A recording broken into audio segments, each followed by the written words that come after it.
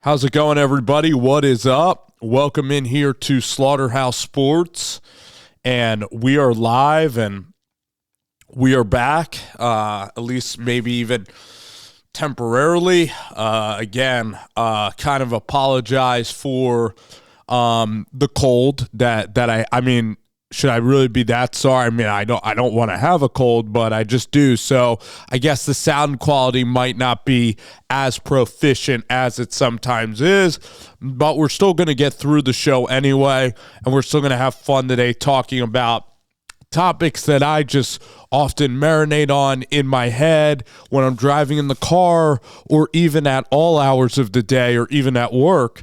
And that is college football, the coaching carousel, the college football playoff. Before we get into the coaching carousel, which is pretty much dominating the early headlines this week because Black Friday after Thanksgiving is going to signal really the beginning of coaching hiring season and vacancies being open, I wanted to give a congratulations to South Carolina.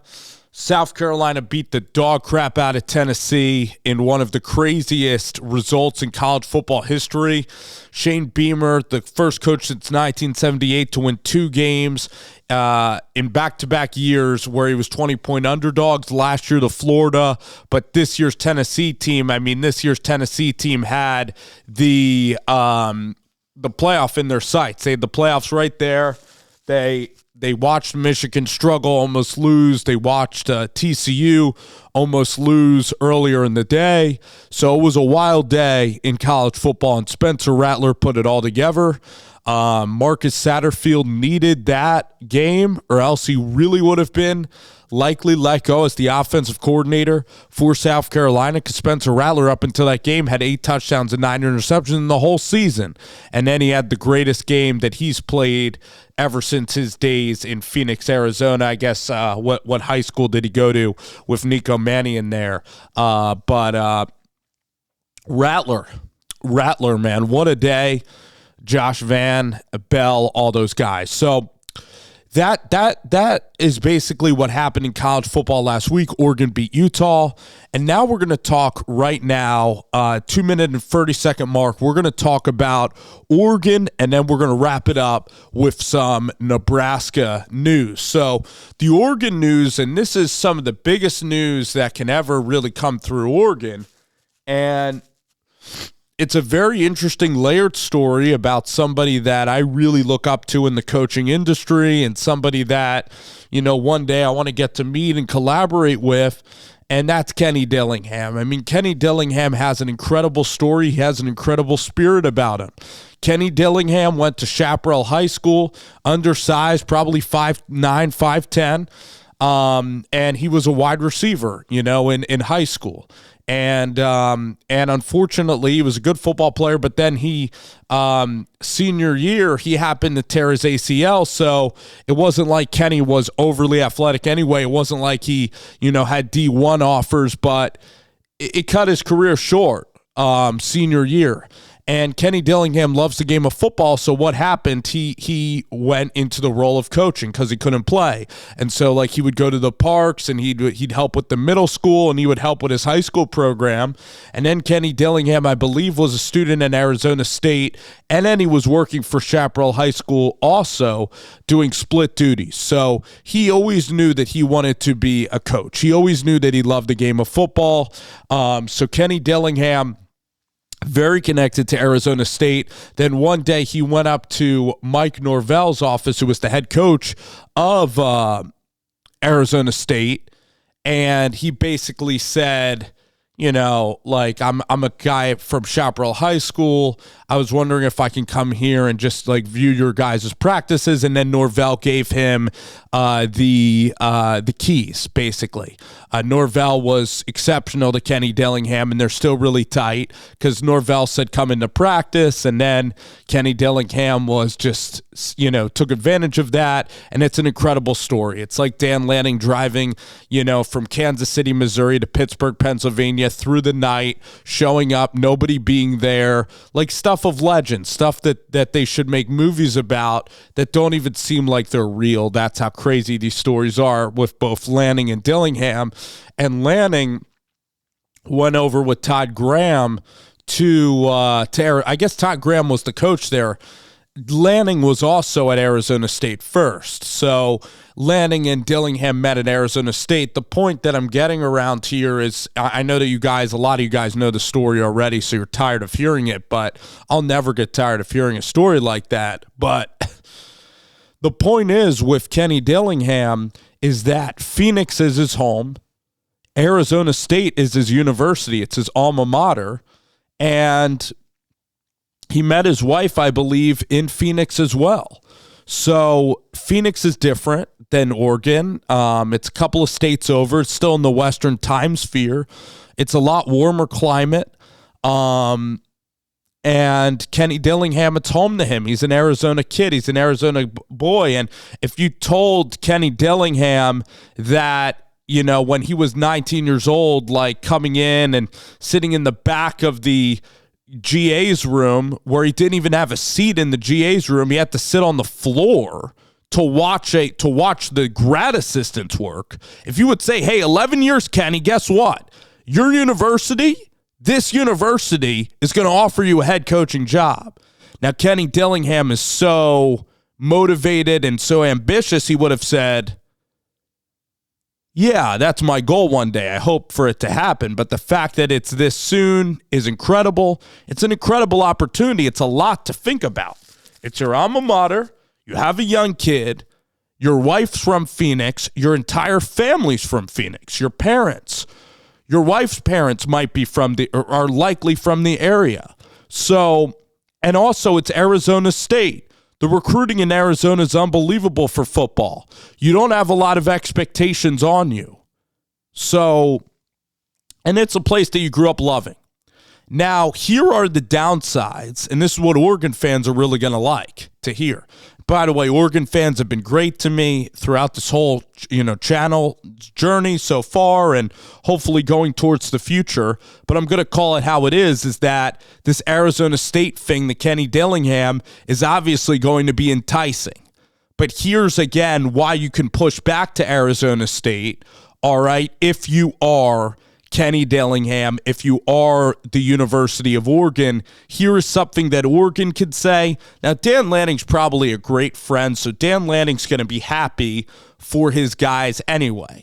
And his guy, Kenny Dillingham, might get more money from Arizona State, and he's going to get to run his own program, which is, you want your friends to have autonomy in life, or you want your partners to. You also want to remain in partnership with your friends or coworkers, especially coworkers that happen to be great friends, but you can also understand promotional roles and opportunities. So all of this kind of makes sense. But now we're going to talk about this from Dillingham's perspective, and this is where I think it gets interesting. So I gave you the highs, is that low expectation with Herm Edwards leaving, and then I think it was the end of the Graham era, and it just was an ugly time for Arizona State football. It's an ugly time for Arizona State.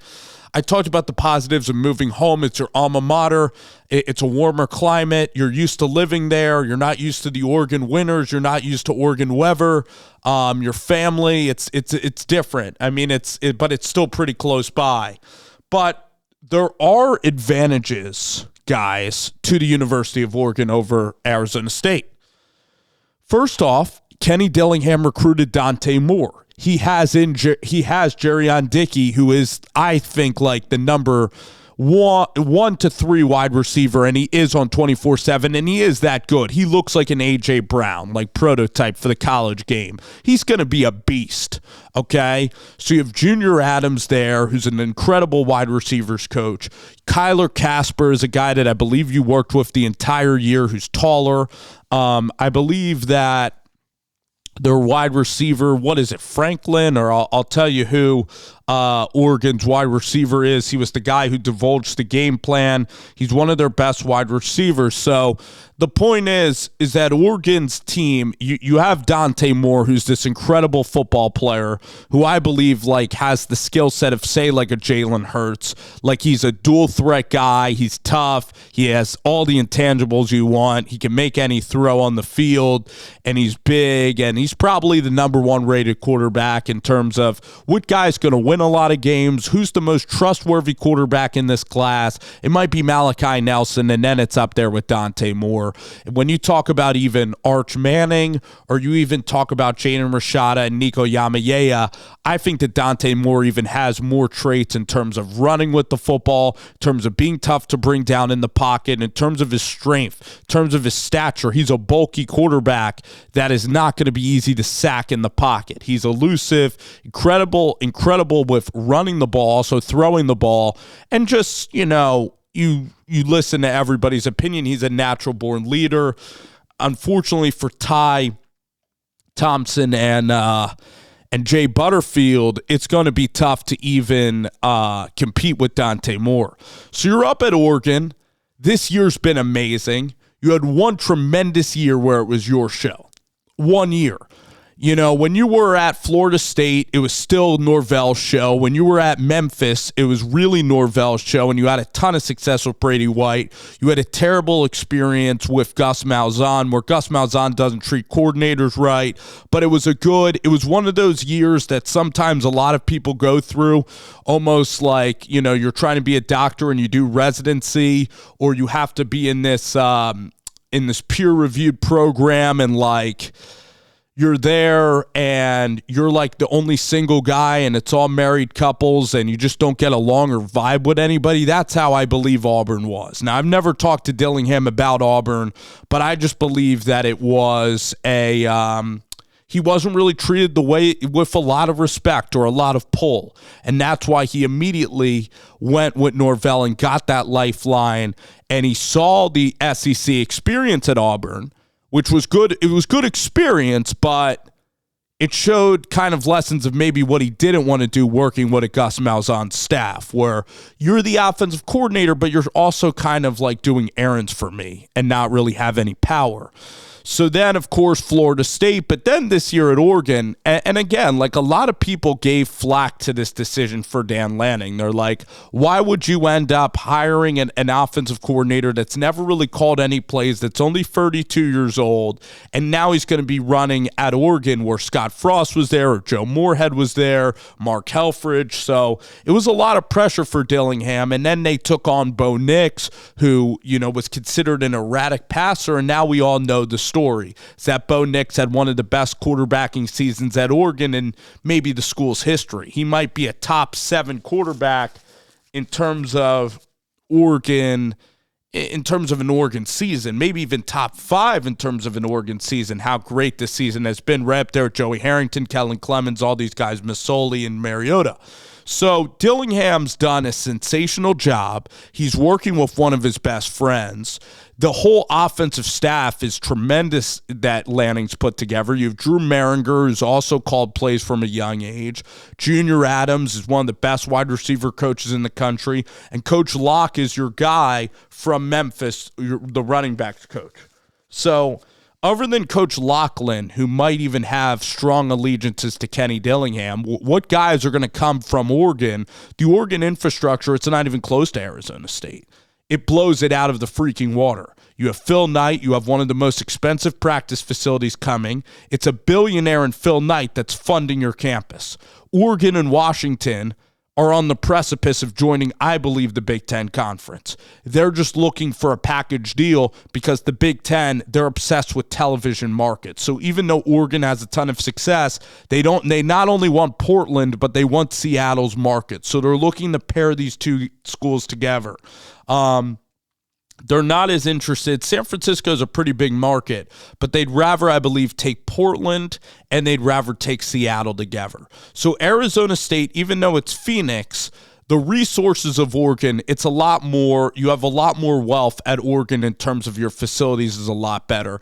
Arizona State also is like a train wreck. You have all these recruiting infractions that were done by Herm Edwards and Antonio Pierce. The cupboard is totally bare there in terms of talent. Oregon, you're just starting to get it rolling at Oregon with your buddy. You're only 32 years old, and if you take this head coaching job and it flops, even though it's at your dream school, you could be left like Scott Frost, cautionary tale, and you could be saying, why didn't I just stay with Dan at Oregon?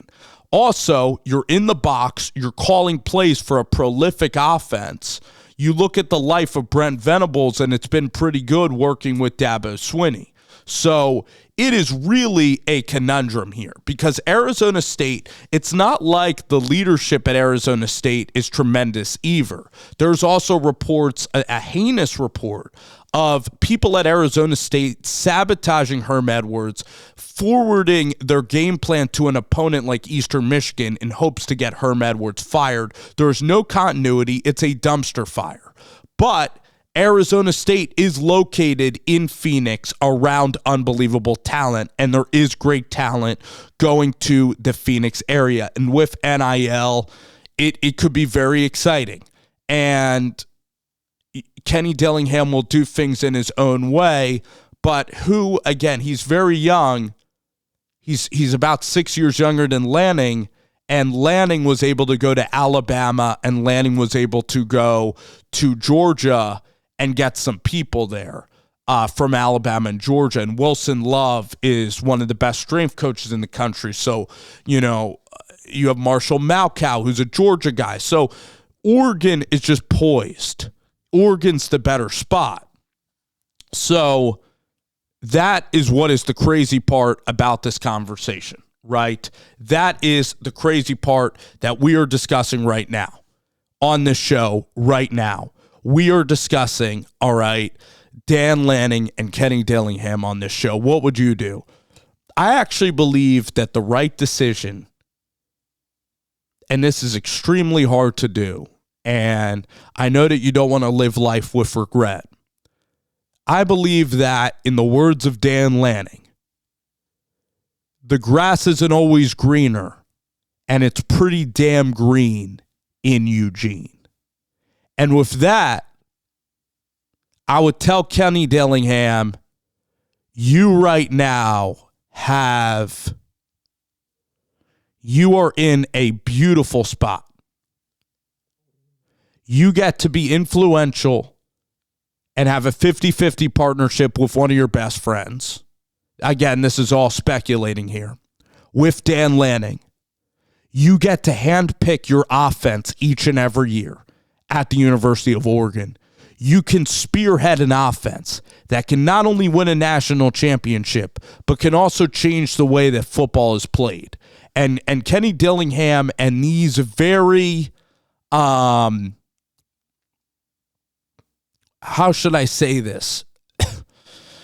Eclectic, wild, flashy, creative offensive system, offensive plays and motions that they have. He has the license to be 1,000% him and be 1,000% creative and push football to new boundaries, kind of like an artist. Coordinators are artists. They want to create art. They want to create a canvas of beauty, something that's never been done. And this Oregon offense this year really hasn't been stopped. They're putting up 40 points a game, and it's only getting started. Dante Moore, Jerrion Dickey, Kyler Casper, the running back core that you have, Connerly, the offensive line structure, Adrian Clem. You are in the catbird seat in Eugene, Oregon. You're a young guy, your wife is young, and you're around some of your best buddies and having the time of your life, I'm sure, at Oregon this year. And also, you get to call plays and you don't have to do any interviews because Dan gets to do all that other stuff. You just get to create beautiful offensive football, which is really what you were put on earth to do, is create beautiful offensive football. Now, I know you want to motivate. I know you want to recruit. I know you want to put a staff together. I know you want to do that. I just think that Oregon's the perfect spot for Dillingham now. And I think he can roll with Oregon for another 4 or 5 years. And this just seems like the ultimate place to be is the University of Oregon. Now, for Kenny Dillingham, I believe that other than maybe Auburn University, this is going to be maybe the toughest decision he has to make. But the fact that it's only his first year at Oregon, it makes this decision for Oregon fans seem a little bit reassured because he just came from Florida State. It would be even more, it's an impulsive move. It's more impulsive, the fact that Dillingham keeps moving every single year. So it's a very difficult decision. It says that they're talking about contract, which could be a leveraging piece to the University of Oregon as well. It's fascinating. For Kenny Dillingham himself, I think that he has a lot of friends in Arizona. And so Arizona State, even though I don't think I would do it, Arizona State and going home, that just might be where destiny takes him. With the pay raise, the chance to be your own football coach, the fact to make the dream work. And in this day and age, coaching isn't for long. Disaster could strike. Lanning could maybe start losing games. There could be some controversies with Oregon, especially, in this world. It's tough to be a head coach for a very long time with NIL and a lot of just like the internet and things like that. Not only do you have to be clean on the field, but off the field, and you don't know what the future will hold, for anybody. So it's a very tough decision. Sometimes, strike while the iron's hot. And then for Oregon, if this happens, we can then create another podcast discussing this. But the early names, I don't even know if I want to talk about it because I don't know if Dillingham's going to leave. So I love the Dillingham Leaning partnership. I'd be lying to you if I wasn't very excited or curious to see what Dillingham would do if he had his own ship. It would definitely be the swag and the creativeness. The juices would be off the charts. His Twitter game would be even crazier. Maybe not as crazy as Lane Kiffin, but it would be electric. And it's the desert, and it's home. So it is one of the toughest choices that anybody could ever imagine having to make. But it's a risk because you don't have the infrastructure. You're in the catbird seat at the University of Oregon. You can have one of the great offenses for the next 5 to 7 years. With NIL, it's the place to be. Arizona State could be left without a conference. You don't really have stability there with the staff, and you don't really know where the future of Arizona State athletics is going at all, with leadership, with facilities, with recruiting, and of course, where your conference is. Where Oregon football has history, it has financial backing, it has a ton of stability and a ton of upward trajectory and momentum. So there is so much to consider here, and your family just got out there, and I'm sure that you are having a great time with Junior Adams, your guy Carlos Lachlan from Memphis, and Dan Lanning went out there on a limb and took care of you. And you agreed to go from Florida State all the way to Oregon. So, again, I'd lean staying at Oregon, setting your roots down, building this offense, building this team. It's a 50-50 partnership where Dan and Tosh are kind of working defense, and you, Junior Adams, and Drew Maringer, you kind of get the autonomy to call plays and have a whole offense.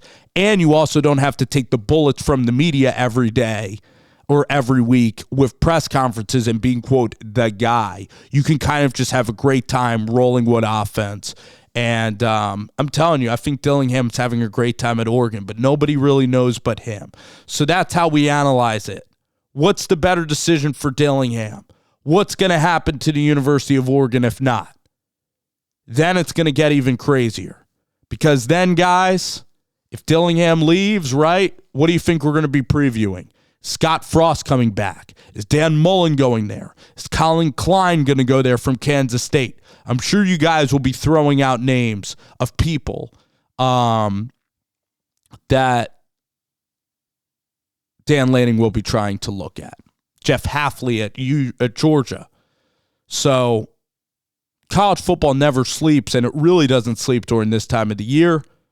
Thank you guys for listening to the show. We got Nebraska, Auburn, Ole Miss. We could talk about that more later on. Thank you guys.